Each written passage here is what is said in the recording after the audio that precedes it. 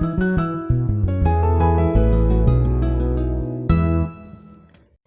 I wanted to give you guys some protein options for post-op, anywhere from being around 2 to 4 weeks out from surgery to 2 years out, and we'll kind of make the differentiation here as we go. But let's start with the string cheese, or just any kind of single packaged cheeses. This is about 1 ounce, and it ranges anywhere from 5 to 8 grams of protein. You don't have to get the fat-free. If it doesn't melt in the microwave, I think it's weird. But these are great options. Most people can tolerate some cheese around week 3 to 4. Once again, really small bites, but that's a good option. This is tofu. I always get lots of comments about how gross it is, but it really depends on how you make tofu. It really just takes on the flavor of whatever you're cooking with or whatever sauces you add to it. So this is about a 3-ounce portion, about the size of the deck of cards. Once again, it doesn't look the most appetizing, but it really just depends on what you flavor it with. I always add this to some steamed vegetables, put some kind of sauce on it, marinade, teriyaki, and it's actually pretty good. My kids love it. So just kind of depends on what you do with it.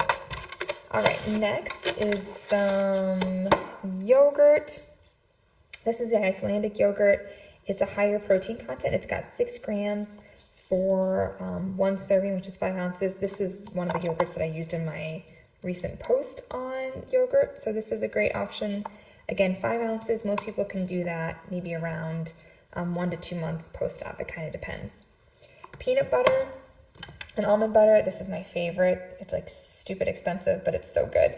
So anyways, 2 tablespoons of nut butter has anywhere from about 5 to 7 grams of protein.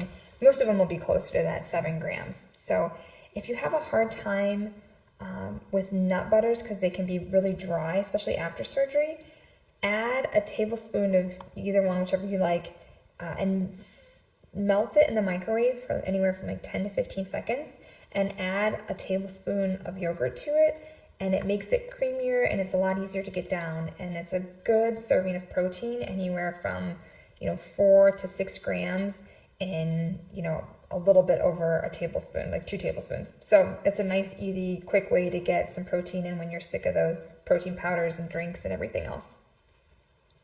Next, I've got some refried beans.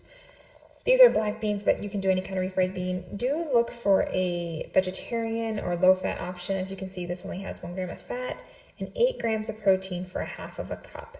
One of my favorite things to do post-op is to have people have like anywhere from 1/3 to 1/2 cup of beans, melt a little bit of cheese on top, just like it has in this picture, throw in some hot sauce or salsa, whatever you like, and you've got a nice little meal that has anywhere from 8 to 12 grams of protein in it, but depending on how much cheese you put in there.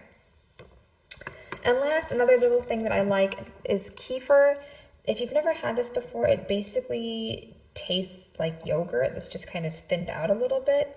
This is really good to help those probiotics in your body, help that good gut function and health. And this is a pretty good protein source as well. A serving is 1 cup. You can see there, 150 calories. Now you can get ones with different levels of calories. This has some sugar in it. As you can see, 20 grams there because it's a flavored, so you can get some lighter ones as well. But it has 11 grams of protein, so a little bit more protein in it than a typical cup of milk, which would just have 8 grams of protein. So these are all some really good options. Once again, most of them are really well tolerated around week 3 to 4 post-op. So hope this helps.